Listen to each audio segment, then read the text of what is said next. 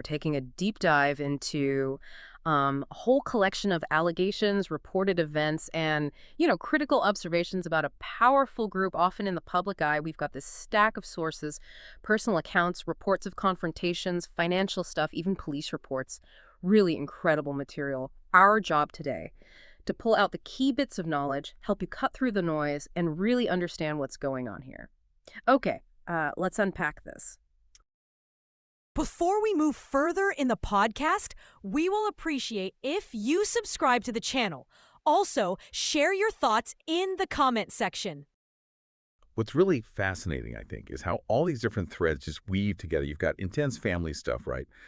But then also these high-stakes legal and financial moves. It makes for, well, a really complex picture. We'll try to connect those dots for you so you see not just what happened, but maybe why it matters.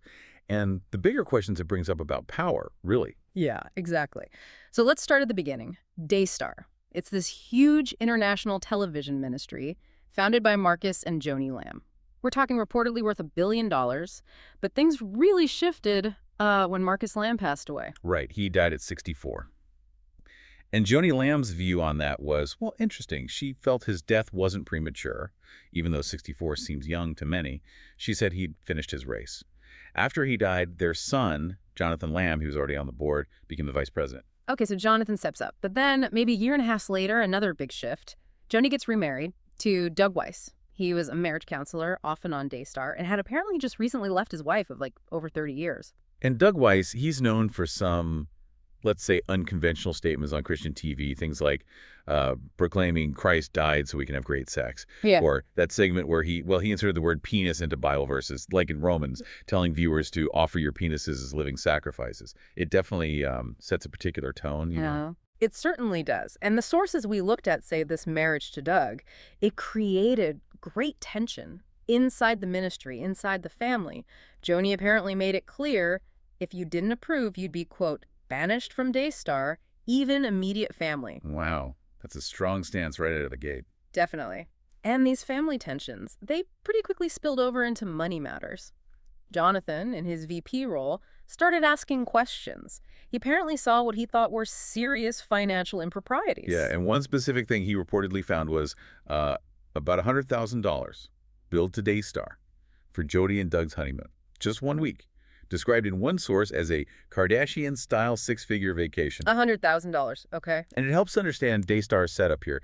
Legally, it's registered as a church, not a ministry nonprofit. What's the significance of that? Well, it gives them potentially more financial privacy. They don't necessarily have to file the standard IRS Form 990, which most nonprofits do. That form usually makes expenditures public, so less required transparency. There's also talk of a private jet being used for what sources called extravagant personal travel. So financial questions are swirling. And then the atmosphere inside Daystar seems to change too. Yeah, the sources paint a picture of, intense surveillance, intimidation tactics. How so? Well, Jonathan reported seeing network security footage, a guard attaching something to his car. Police checked it out, found a tracker. A tracker on his own car. Yeah. Daystar later said they put devices on other company cars too, but that was seen by some as just a cover. Plus, a private investigator was apparently seen following Jonathan, his wife Susie, and their young kids. Multiple times. That's chilling. Going from financial disagreements to actual physical tracking. It escalated. Then came alleged threats. Jonathan got an official call. Someone reporting messages from an unidentified man threatening to violently assault Susie. Oh my God. Susie was terrified, naturally. But later, friends apparently questioned it, wondered if it was actually, intimidation from someone on the inside to silence her. Wow. So surveillance threats. How else were they trying to keep people quiet? NDAs. Yeah. Non-disclosure agreements. That seems to be a key tool. Trustees, key staff, even Lamb family members and spouses reportedly told they had to sign NDAs. What did the NDAs say? Basically, you couldn't talk about any perceived problems, any financial issues, anything negative you saw at Daystar. If you did, you could be fired or sued.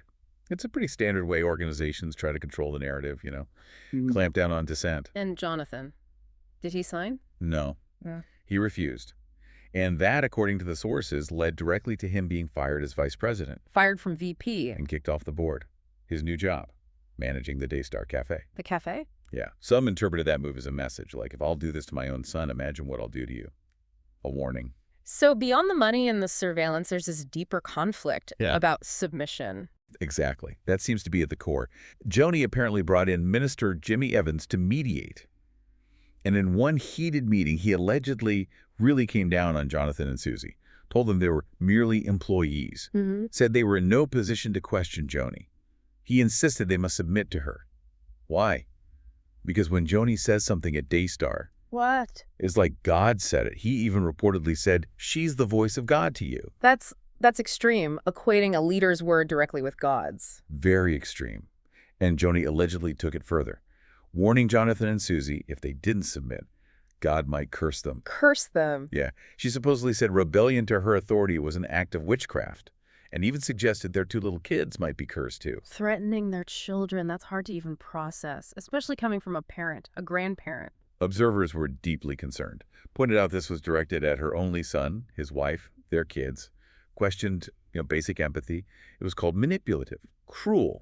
Some sources labeled it a form of spiritual abuse, using faith to control and harm, and even a classic sign of cult-like behavior, that kind of absolute authority demand. So what happened with Susie? Did she submit? No, she stood firm, Yeah. and she was fired. The reason given, not being submissive to Joni, And her parent. also fired, reportedly. They were leaders on the prayer team. Wow. Just removed. There's this poignant quote attributed to Susie summing up her view. She apparently said, Jesus died for people, not for $1 billion.